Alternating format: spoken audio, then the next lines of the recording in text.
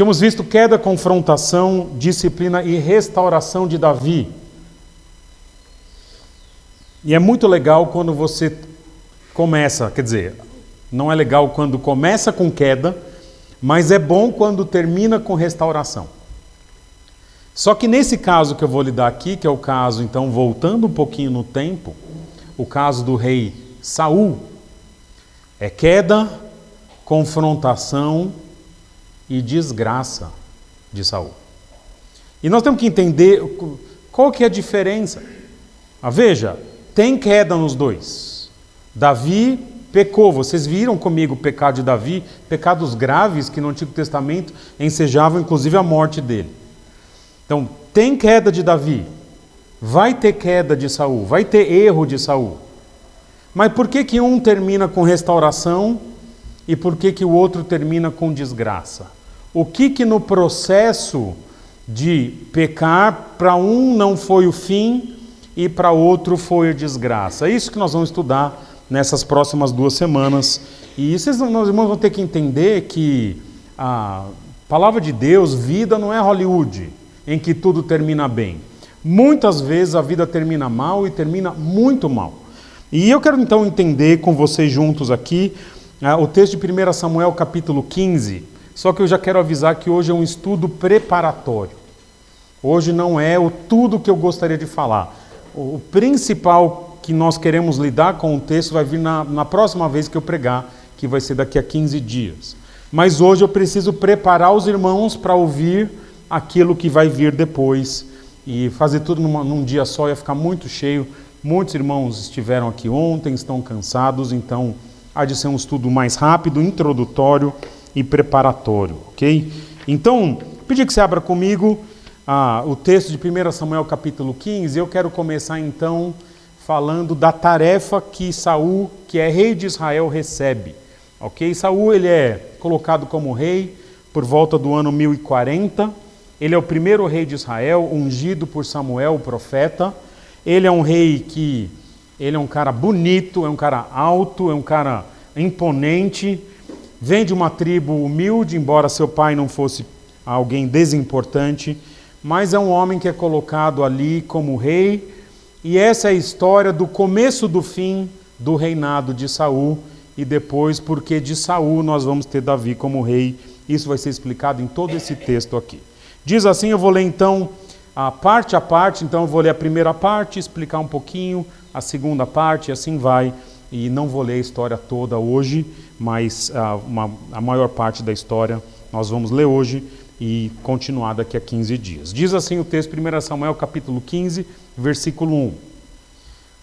Samuel, profeta de Deus, disse a Saul: eu sou aquele a quem o Senhor enviou para ungí-lo como rei de Israel, o povo dele. Por isso, escute agora a mensagem do Senhor. Assim diz o Senhor dos Exércitos: castigarei os amalequitas pelo que fizeram a Israel, atacando-os quando saíram do Egito. Agora vão e ataquem os amalequitas e consagrem ao Senhor para destruição tudo que lhes pertence. Não os poupem, matem homens, mulheres, crianças, recém-nascidos, bois, ovelhas, camelos e jumentos.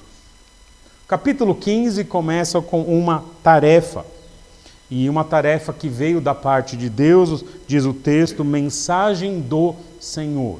É a mensagem que Deus tem para o rei que ele estabeleceu.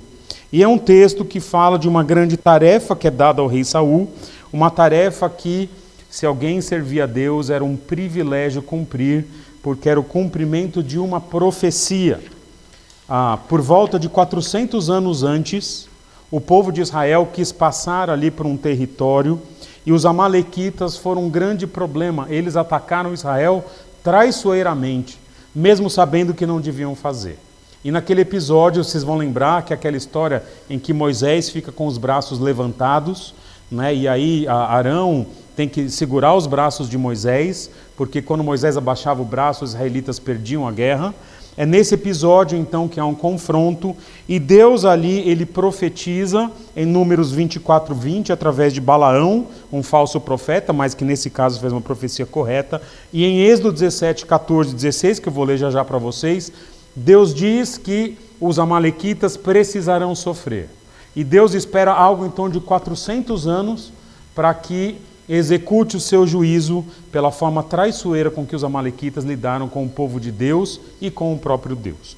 A profecia de Balaão diz assim: Balaão viu Amaleque e pronunciou este oráculo: Amaleque foi o primeiro entre as nações, mas o seu fim será destruição. Profecia de Balaão. Em Êxodo 17:14 disse o Senhor a Moisés: escreva isto num rolo como memorial e declare a Josué que farei com que os amalequitas sejam esquecidos para sempre debaixo do céu. Moisés construiu um altar e chamou-lhe: o Senhor é a minha bandeira, e jurou: pelo trono do Senhor, o Senhor fará guerra contra os amalequitas de geração em geração. Então, desde esse período de Moisés, 400 anos antes, nós temos os amalequitas jurados de morte. E é um texto que fala desse juízo severo de Deus.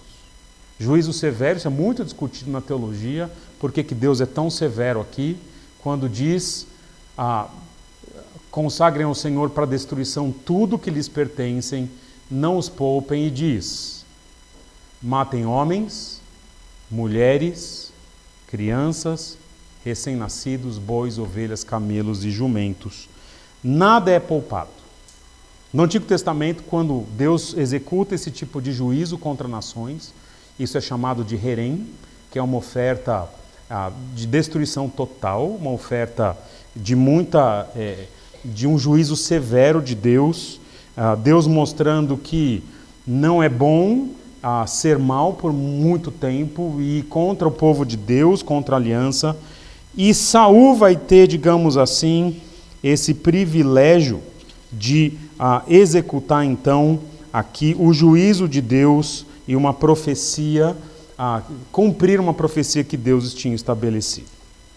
E Saul é escolhido por Deus. Eu quero que você volte um capítulo de 1 Samuel 14, porque nos versículos 47 e 48, nós vemos que Saul, ele é alguém que tem, digamos assim, qualificações militares para ser esse homem que cumpre a profecia de Deus. A visão que tem nesse momento de Saul ainda é muito positiva, e diz assim o texto de 1 Samuel 14, 47. Quando Saul assumiu o reinado sobre Israel, lutou contra seus inimigos em redor: Moabitas, Amonitas, Edomitas, os reis de Zobá e os filisteus. Para qualquer lado que fosse, infligia-lhes castigo. E agora o resumo do que depois vai acontecer com os amalequitas. Lutou corajosamente e derrotou os amalequitas, libertando Israel das mãos daqueles que os saqueavam. Interessante então que Deus escolhe Saul para uma tarefa que é cumprir uma profecia, e o capítulo anterior apresenta Saul como um homem que realizou grandes feitos. É dito na teologia que o capítulo 14 de 1 Samuel são os resumos, é um resumo dos feitos de Saul, aquilo que ele tinha feito como rei de Israel. Então, nós temos a tarefa que é dada para Saul, e a tarefa que é dada para Saul é uma tarefa que Deus atribui a ele: castigarei. Eu vou fazer, mas eu vou dar o privilégio de fazer por meio das suas mãos, Saul. E Saul, então, ele tem essa tarefa de castigar, amando do Senhor os amalequitas, com essa oferta completa aqui. Então, essa é a tarefa, é isso que Saul tem que fazer. Deus disse: eu vou castigar pelo que aconteceu lá no final, e o castigo é destruição total. Olhando essa ordem que é dada aqui: não os poupem, matem homens, mulheres, crianças, recém-nascidos, bois, ovelhas, camelos e jumentos. Há alguma dúvida nessa ordem aqui? Ela não é uma ordem fácil, mas ela não é difícil de entender. Concorda comigo? Não é fácil de executar, mas não é difícil de entender. Eu quero trabalhar com vocês então a execução agora. Então a ordem foi destruição total. A execução foi destruição parcial. Veja comigo versículos 4 a 9. Então, mais uma vez, estamos preparando todo um contexto para o que vai acontecer depois de queda e depois desgraça de Saul. Diz assim o texto: Então convocou Saul os homens e os reuniu em Telaim, 200.000 soldados de infantaria, selva, e 10.000 homens de Judá. Saul foi à cidade de Ameleque e armou uma emboscada no vale. Então disse aos queneus: Retirem-se, saiam do meio dos amalequitas para que eu não os destrua junto com eles, pois vocês foram bondosos com os israelitas quando eles estavam vindo do Egito. Então os queneus saíram do meio dos amalequitas. E Saul atacou os amalequitas por todo o caminho, desde Avilá até Sur, a leste do Egito. Está indo bem aqui, não está? Como que começa o próximo versículo? Capturou vivo Agag, rei dos amalequitas, e exterminou o seu povo. E olha agora essa palavrinha aqui, mas Saul, o texto coloca Saul, e o exército pouparam Agag, o rei, e o melhor das ovelhas e dos bois, os bezerros gordos e os cordeiros. Pouparam tudo que era bom, mas a tudo que era desprezível e inútil destruíram por completo. Quando a execução da ordem começa bem. Saul faz seu trabalho militar, que ele tanto conhecia, cerca a cidade, arma uma emboscada, e mais do que isso, tem um povo que vivia junto dos amalequitas na região do Neguev, ali do deserto ao sul de Jerusalém, ali a região sudoeste de Jerusalém, e ele diz: olha, vocês foram bons. A ordem é para destruir os amalequitas, queneus, eu não preciso destruir vocês. Vocês não querem... Sabe quando Israel ataca até hoje? Que eles avisam lá em Gaza, eu vou atacar, então sai dessa área que eu vou atacar. Então quem é esperto sai. Não é? E acontece isso aqui, acho que é uma longa tradição militar de Israel. E ele chega aqui e ataca. E diz que ataca por todo o caminho, começa bem, mata todo mundo, mas de alguma forma o rei, ele decide capturar vivo. E mais do que isso, coincidentemente, né, aquele boi Angus, sabe? Aquela raça, né? Não é um Nelore qualquer, né? Aquele Angus, aquele cordeiro, né, que parece uma mortadelinha, sabe? Tá bonito, pronto para o abate. Sabe? Aquelas coisas, eita, coisa boa, já imaginando como que ia ser, né? A comemoração. Coincidentemente, isso eles poupam. E o texto diz, e eu acho interessante que o texto diz, Saul. Mas Saul. Porque vocês vão ver depois no desfecho que todo mundo tem culpa aqui. Só Saul que não tem. Mas o texto diz, Saul e o exército. Saul, o rei, e os soldados pouparam Agag e o melhor. Então, na execução, nós vemos que é uma execução parcial. Então, Saul, ele não cumpre aquilo que Deus tinha. E o texto continua, então, e o texto diz assim, estou esquecendo de colocar os amarelinhos, né? O texto diz assim agora, versículos 10,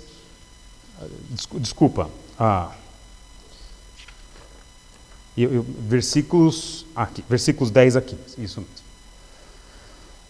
Então vimos a tarefa de destruição total, era a tarefa dada, a execução que foi cumprimento, a destruição parcial, e agora, havendo então uma desobediência de Saul, é hora da confrontação. E eu quero começar a trabalhar a confrontação aqui com vocês, que diz assim: Então o Senhor falou a Samuel: Arrependo-me de ter constituído Saul rei, pois ele me abandonou e não seguiu as minhas instruções. Samuel ficou irado e clamou ao Senhor toda aquela noite. De madrugada, Samuel foi ao encontro de Saul, mas lhe disseram: Saul foi para o Carmelo, para o Monte Carmelo, onde ergueu um monumento em sua própria honra, e depois foi para Gilgal. Quando Samuel o encontrou, Saul disse: o Senhor o abençoe. Segui as instruções do Senhor. Samuel, porém, perguntou: então que balido de ovelhas é esse, que ouço com meus próprios ouvidos? Que mugido de bois é esse que estou ouvindo? Respondeu Saul: os soldados os trouxeram dos amalequitas, eles pouparam o melhor das ovelhas, dos bois, para o sacrificarem ao Senhor, seu Deus, mas destruímos totalmente o restante. Turma, o pecado de Davi, de roubar a mulher do amigo e mandar matar o amigo, todo mundo conhece e fala: nossa, mano, é grave, hein? Mas quando você olha o pecado de Saul, ele para nós ele é aceitável. Entende o que eu estou dizendo? Ele matou as pessoas. Deus não tinha falado que ia exterminar os amalequitas? Ele deixou o rei, assim, deixou algumas ovelhas. Mas o texto menciona que, em primeiro lugar, Deus e depois Samuel percebem a gravidade, porque o texto diz, olha lá: arrependo-me de ter constituído Saul rei. A expressão que é usada para arrependo-me aqui significa Deus está de luto. Deus fala assim: eu estou de luto. Eu estou assim absolutamente triste com o que está acontecendo. Pois ele me abandonou e não seguiu as minhas instruções. E isso afeta a pessoa de Samuel. Eu acho interessante que o texto menciona que Samuel ficou irado e que clama ao Senhor a noite toda. Ele passa a noite em claro e, de alguma forma, turma, se você vai ler depois, especialmente o versículo 1 do capítulo 16, Samuel tinha um carinho por Saul, não pela pessoa, mas pela posição. Porque Saul tinha sido o primeiro rei a ser ungido por Samuel. Samuel tinha esperança de agora que com a monarquia o povo ia melhorar, me parece que é isso. Em 1 Samuel 16:1, Deus diz para ele: até quando você vai ficar irado ou triste porque Saul foi rejeitado? Então, Samuel tem de fato alguma esperança ainda na pessoa de Saul, e Samuel fica irado ao saber do que Deus o revela. E ao passar a noite em claro, o texto diz que de madrugada ele foi ao encontro de Saul. E é interessante que quando ele procura Saul, vai para ali, caminha e tudo mais, quando ele chega, onde está Saul? Ele ergueu um monumento em sua própria honra. Eu vou trabalhar esse monumento depois no final aqui, ok? E depois ele encontra, a Saul. Eu quero trabalhar mais para frente isso daqui também. E a primeira coisa que Saul diz: Samuel, Deus abençoe, a paz do Senhor, você está bom? E ele diz, mostrando que talvez sua consciência já estivesse querendo se justificar, ele diz: antes que você fale qualquer coisa, eu quero dizer que eu fiz, está feito. E Samuel, que provavelmente já tinha passado no acampamento, viu a situação, deve ter visto possivelmente o rei, mas pelo menos viu as ovelhas, viu os bois e falou: é? Esse mugido que vem da região ali é o quê? Isso que eu estou ouvindo é o quê? De onde vem isso? E é interessante que Saul responde dizendo o seguinte: não vem jogar, eu cumpri. Eu te falei já, eu cumpri. Quem não cumpriu são os soldados, que por acaso são meus subordinados, mas são eles. Interessante, turma, que, veja, na comparação com Davi também caiu, pecado grave. Deus viu o pecado de Davi, diz o texto que ali, vocês lembram, que o Senhor, porém, reprovou ali o que Davi tinha feito. Saul peca, Deus vê o pecado de Saul, Deus reprova o que Saul faz. Davi recebe um profeta na sua confrontação, que é Natã. Saul também recebe um profeta, aliás, um profeta maior, Samuel. E é interessante que agora nós temos então Saul dizendo para o profeta, missão dada, missão cumprida. E Samuel então, muito esperto, fala, meu amigo, nós vamos ter que conversar. E eu quero trabalhar com vocês ainda nessa conversa introdutória, o que Samuel disse então aqui para Saul. Disse o seguinte, olha, ainda falando da confrontação. Samuel disse a Saul, fique quieto. É bonita essa tradução simpática, né? Não é? Fique quieto, né? Parece novela mexicana, né?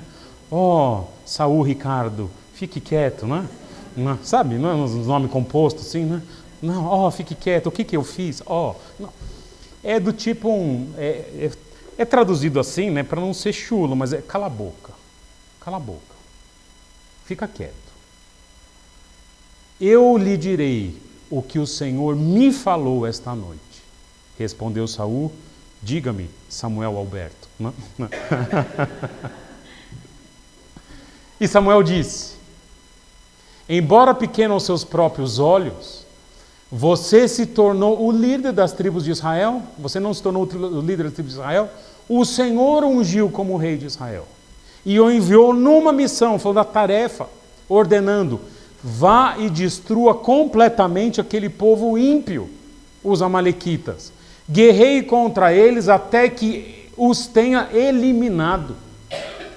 Porque você não obedeceu ao Senhor? Porque você se lançou sobre os despojos e fez o que o Senhor reprova. Disse Saul, mas eu obedeci o Senhor. Eu cumpri a missão que o Senhor me designou. Trouxe Agag, rei dos amalequitas, mas exterminei os amalequitas. É interessante aqui, né? Quando há essa confrontação, em primeiro lugar, a confrontação aqui tem 3 partes, né? Quem você era o menor, e o Senhor o ungiu. Você começou bem, Saul. Você era humilde e o Senhor o ungiu. Depois, repassa na confrontação a missão. A missão foi, vai e destrua. E depois ele fala, o que você fez é que você não obedeceu.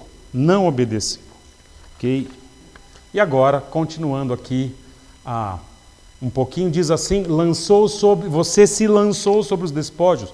Não são os soldados, você é o comandante. Você fez o que Deus reprova. E aí ele diz, eu obedeci o Senhor. Obedeci o Senhor. E aí vai começar essa discussão se obedeceu ou não obedeceu, que é o que eu quero trabalhar com vocês agora, e já já a gente vai lidar com algumas lições de tudo isso aqui. Diz assim, versículos 21 a 24.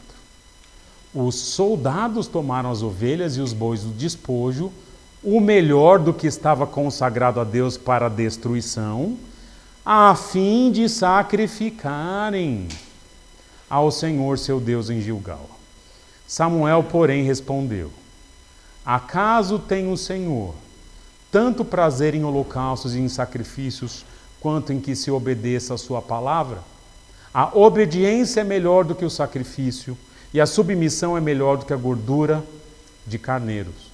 Pois a rebeldia é como o pecado de feitiçaria, e a arrogância como o mal da idolatria. Assim como você rejeitou a palavra do Senhor, ele o rejeitou como rei. Pequei, disse Saul. Violei a ordem do Senhor e as instruções que você me deu. Tive medo dos soldados e lhes atendi. Saul responde então aqui e fala, olha, os soldados é que pegaram, mas entenda, os soldados pegaram, mas eles tinham uma intenção. Você acha que ia pegar? Né? É engraçado que o texto vai narrando que eles desprezam o que é inútil, que é ruim, e pegam o Angus. E Saul fala, não, mas tem um propósito. Não, Samuel, acho que, desculpa, erro meu, não te expliquei. É porque vai sacrificar. Entendeu? Vai sacrificar. Sabe, parece aquela pessoa que vai inventando desculpa. Está se enrolando no caso e vai criando historinha ali? Samuel respondeu, é para sacrificar? E ele vai dizer, nós vamos ter que trabalhar algum princípio aqui, de que não é o ritual, meu amigo. Tem coisa maior que eu vou trabalhar já já com vocês. E o que eu quero trabalhar com vocês também vai ser isso daqui, rebeldia como feitiçaria e arrogância como idolatria. E esse vai ser a parte maior da confrontação aqui. Eu vou ficar só com esses 2 versículos. E diz assim, então, olha lá. Samuel, porém, respondeu, acaso tem o Senhor tanto prazer em holocaustos e em sacrifícios, quanto em que se obedeça a sua palavra? E ele começa, a obediência é melhor que o sacrifício. Nós vimos então, Saul tinha uma tarefa, e a tarefa era destruição total. Na hora de executar o cumprimento, a destruição foi parcial. Faltou o rei e faltou o melhor do rebanho. E agora, então, nesse diálogo, vai e vem, e Saul diz que não peca, e depois Samuel fala, você pecou sim e tal, há confrontação. E nessa confrontação, eu quero terminar falando de 3 equivalências que Samuel traz aqui, que é importante a gente entender como preparação para a semana, quando eu vou terminar o texto, que aí o bicho vai pegar. E a primeira equivalência do texto está aqui, quando diz que obediência é melhor do que sacrifício. Se você olhar o texto, não houve uma desobediência afrontosa à ordem de Deus. Saul, de fato, matou os amalequitas, eles vão aparecer na história de Davi mais para frente, então me parece que faltou talvez a nata desse povo, que não aparece nessa história, mas como os amalequitas não são exterminados, a gente entende que esse Agag, e depois talvez Saul não tenha feito todo o trabalho bem feito, mas observa que ele fez um trabalho, ele eliminou os amalequitas ali, mas eliminou parcialmente, ele poupou o rei e um pouco do rebanho. Eu não quero explorar muito esse ponto de que obediência parcial diante de Deus equivale à desobediência total. Eu não quero explorar muito, tem sido muito falado, tem sido muito esse ponto aqui, especialmente o pastor Davi Murray, que sempre fala nas aulas sobre obediência, ele fala bastante que a obediência tem 3 elementos. A obediência ela tem que ser imediata, ela tem que ser interna e ela tem que ser inteira. Obediência bíblica, quando você for cobrar seu filho, sua filha, mas a obediência nossa diante de Deus, ela tem esses elementos. Obedecer o filho, vai lavar a louça. Não agora, né? Tem que ser imediata. Filho, vai lavar a louça, tem que ser interna, vai com alegria. E tem que ser inteira. Vai lá e deixa 3 copinhos, não lavou a louça. Entendeu? Então, são os elementos. Nós estamos trabalhando aqui, basicamente, obediência que não é inteira. Saul obedeceu imediatamente, mas ele não obedece interiormente e ele não obedece inteiramente. E eu quero trabalhar questões de obediência parcial com vocês e algumas questões práticas do dia a dia e pastorais e tudo mais. Muito se fala hoje por questões de uso de medicação, de uso de drogas, abuso de substâncias, fala-se do processo de desmame. Sabe o que é desmame? Então o indivíduo está tomando alguma substância, às vezes uma medicação que um médico prescreveu ali, e ele precisa diminuir, ele quer sair da medicação e vai diminuindo a dosagem, certo? Algumas medicações isso acontece, né? Muitos têm entendido que no trato com o pecado a gente deveria aplicar o processo do desmame. E eu quero conversar um pouquinho da relação deste texto aqui com o que eu penso sobre isso, lidando inclusive com casos reais até aqui na nossa igreja. Turma, com o pecado não tem desmame. Com o pecado só tem certo ou errado. Com ordens explícitas de Deus, não tem o processo de abandonar, não tem o desmame. Com ordens explícitas de Deus tem cumpriu totalmente, inteiramente, de coração, imediatamente, ou não cumpriu. que eu estou dizendo? O indivíduo tem uma amante. Tá lá. Se encontram 5 vezes na semana. É confrontado. E aí, como está a situação? Está melhorando. Agora são 3 vezes na semana. Outras situações, uso de pornografia, e eu vou falar, uso de substâncias. Pedro, mas como que faz a questão do organismo estar muitas vezes preso? Nós vamos ter que lidar aí com o fator de sabedoria. O que eu estou dizendo? O pecado precisa ser abandonado. Em alguns casos, e não são todos, ouçam o que eu estou dizendo, não são todos. Sair desse uso errado vai ser progressivo porque há um elemento físico envolvido. Em outros casos, não. Vai parar imediatamente e possivelmente sofrer algumas consequências físicas, e eu vou dizer, temporárias ou não, de ter abusado daquilo que a Bíblia não permite. Nesse princípio de que obediência é total, ou não é obediência. Obediência é inteira ou não é. Não existe obediência parcial. Provérbios 28:13, um texto que nós já pregamos aqui, que diz assim, olha lá, como a questão do arrependimento, ela é sim ou não, preto ou branco, diz assim. Quem esconde os seus pecados não prospera, mas quem confessa e os abandona encontra misericórdia. Não há processo de abandono daquilo que é errado. Não há processo de obediência. A obediência, em ordens explícitas do Senhor, ela é ou obedece ou não. E no caso, o arrependimento é obedecer. No caso de Saul, a ordem, claro, não é a ordem dada para nós. Nós não temos essa ordem de destruir pessoas que são inimigas do povo de Deus. Ela foi dada para Saul no momento histórico, para um povo que já nem existe mais.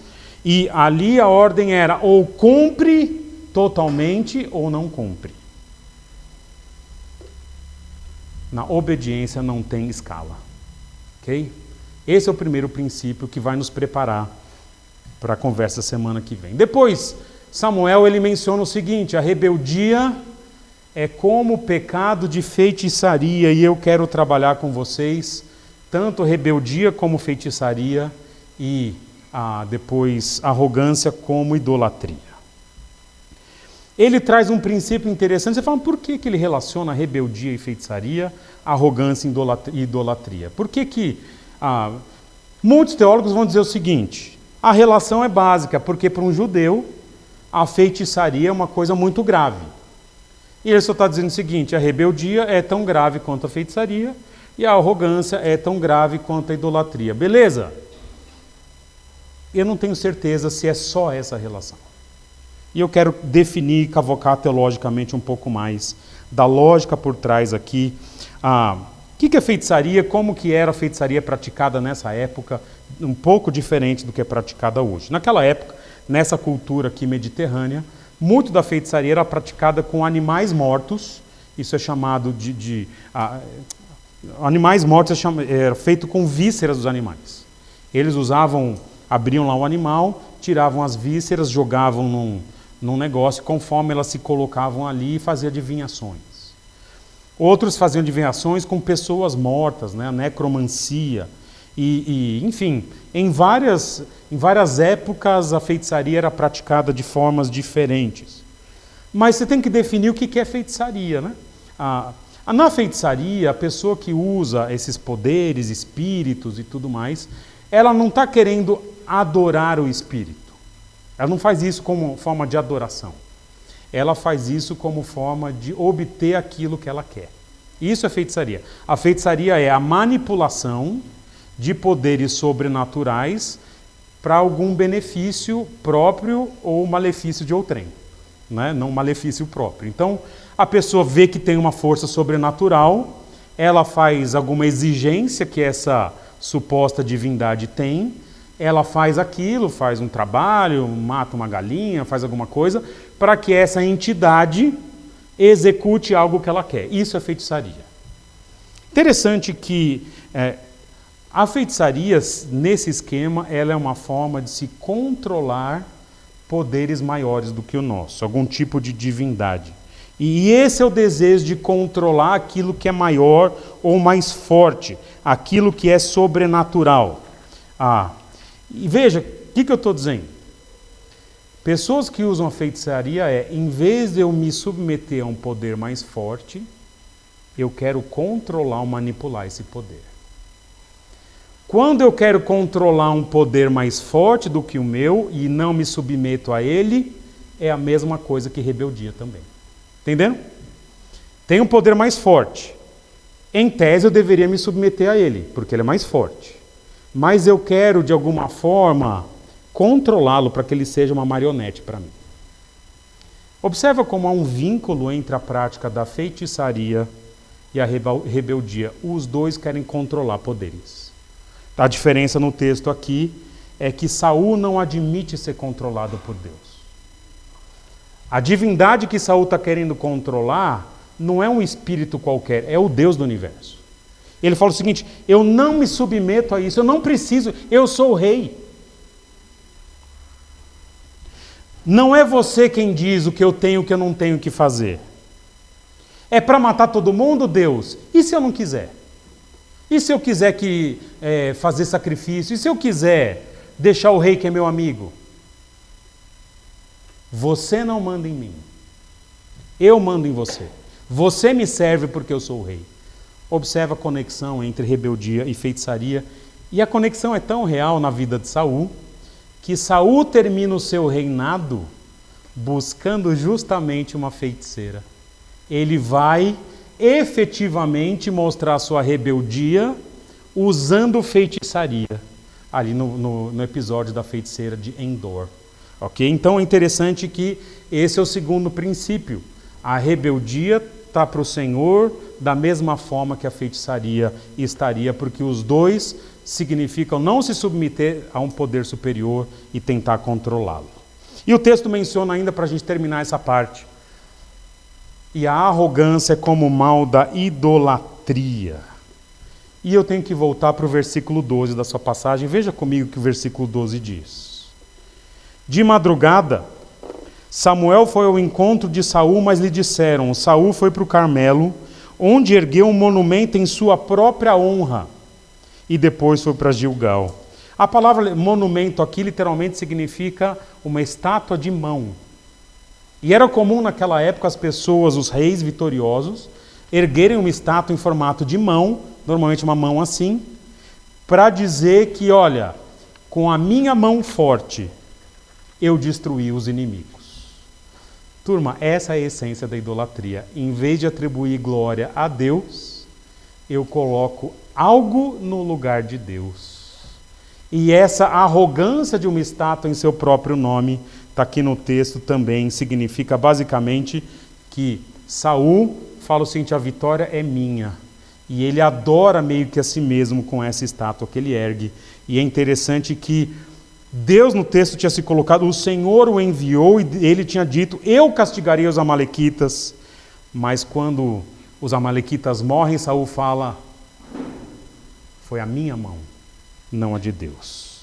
E isso é idolatria. Saul, então, é esse homem, eu até grifei aqui, que tem esses pecados sendo confrontados. A sua desobediência, a sua rebeldia e a sua arrogância. Essa é a confrontação que vai nos preparar para o próximo estudo que eu quero trazer daqui a 15 dias. E esse é matador, Aquele não vai ser preparatório, aquele é para destruir, Quero só terminar então, fazendo algumas aplicações sobre essa confrontação de pecados, e são aplicações bem rapidinhas. Em primeiro lugar, aplicando a ideia de obediência parcial é igual a desobediência total. Turma, o nosso problema como crentes hoje, não somos Saul, não temos a mesma tarefa, mas temos princípios bíblicos muito claros para a gente, de obediência e tudo mais. Mas muitas e muitas vezes eu e você nos contentamos com o mínimo. O mínimo. Ok. Para diante de Deus eu não ter problemas, o que precisa fazer? É isso? Tá bom. Fiz. Se Deus te colocou, turma, numa situação de obediência a ordens reveladas, os 3 elementos precisam ser considerados. Não é o mínimo, a obediência inteira. Não é, tá bom, ela é interna, tá bom. Ela não é, faz aí, tá bom, ano que vem, procrastinação. E quanto menos desses 3 elementos na obediência, imediata, inteira e interna, mais grave a desobediência é. E nós temos que pensar isso, turma. Nós temos a revelação de Deus sobre tanta coisa que nós deveríamos fazer. E muitas vezes a gente tem ficado aquém. E não entende porque muitas vezes a mão de Deus ela é difícil contra nós, ela é pesada. E eu posso dizer é porque, mas eu estou sendo obediente até certo grau. Não existe grau. Ou é obediente nos 3 elementos, ou é desobediente. Segunda aplicação. Rebeldia é igual a feitiçaria. Esse desejo de controlar ou de estar acima da divindade. Eu tenho observado isso em mim, uma enorme dificuldade de aceitar que Deus está no controle e eu não. Nós temos uma enorme dificuldade de entender que quem está no banco da frente dirigindo o carro da nossa vida não somos nós, embora tenhamos responsabilidade. Mas as circunstâncias que fogem do nosso controle, veja, eu estou falando, primeira parte, obediência, é aquilo que eu devo fazer. Agora são as circunstâncias que eu não controlo. Nós queremos o controle, a gente quer o controle de Deus muitas vezes. As circunstâncias chegam e eu não aceito. Eu brigo, eu xingo, eu falo, então não vou fazer isso, não vou fazer aquilo, enfim. Se a gente fosse honesto, como a gente não aceita quem Deus é muitas vezes, se fosse honesto, eu acho que um crente honesto às vezes deveria ir na encruzilhada fazer um trabalho. Pelo menos é honesto. Eu quero controlar Deus, não o contrário. Não faça isso. Não faça isso. Isso é errado, abominação. Mas o que eu estou dizendo é que existem formas mais sutis de eu dizer, eu não aceito a sua vontade. Eu não aceito essa circunstância na minha vida. E veja como a coisa é. Às vezes eu até melhoro o meu comportamento porque eu quero controlar o que Deus traz de bênção para mim. Como essa questão do controle está comigo. Começa a vir circunstância ruim, eu já fico certinho, começo a andar correto, porque eu quero que Deus haja bem em meu favor. E isso é uma espécie de feitiçaria. É rebeldia contra Deus. Eu devo amá-lo pelo que Ele é, não pelo bem que Ele pode me trazer. E a arrogância e a idolatria, porque a gente observa que há pessoas em que ninguém consegue confrontar. Nunca erram. E eu quero trabalhar Saul como essa pessoa depois, na outra semana. Nunca é o culpado, sempre algum fator externo. Saul, ele tem N desculpas. É o povo, é o tempo, a circunstância, é o rei, é para sacrificar. Quando nós estivemos na despedida de solteira do Kevin, na quinta-feira, alguns irmãos, a gente tem uma amizade dentro do grupo dos homiléticos e outros, nós fomos comer uma pizza. E tivemos o tempo ali de dar conselhos, né? Já tínhamos comido a pizza, já estava na pizza doce, e conselhos muito bons, né? Agradeço até o Isaac, que ali representou o time dos solteiros ali e deu um excelente conselho para o Kevin que ia casar, né? Então, depois, se vocês quiserem saber o conselho, na próxima despedida de solteiro vocês vão, né? Então, mas muito bom o conselho, Isaac. Pode falar o seu conselho para quem perguntar, né? Então, tá bom. Mas e o que eu falei para o Kevin é o que eu realmente penso e é como é difícil isso. Um dos conselhos que nós demos foi quando a gente é confrontado e nós temos muitos erros e a gente percebe que errou, isso vai aparecer no texto mais para frente, a resposta bíblica deveria ser, mesmo pecados graves, eu errei, me perdoa. Circunstâncias são importantes, há fatores ambientais que influenciam. Mas não é aqui, a confissão não é aqui. Não interessa isso. O pecado sempre é uma decisão pessoal de sair daquilo que eu sei que é errado. E é assim que a gente faz.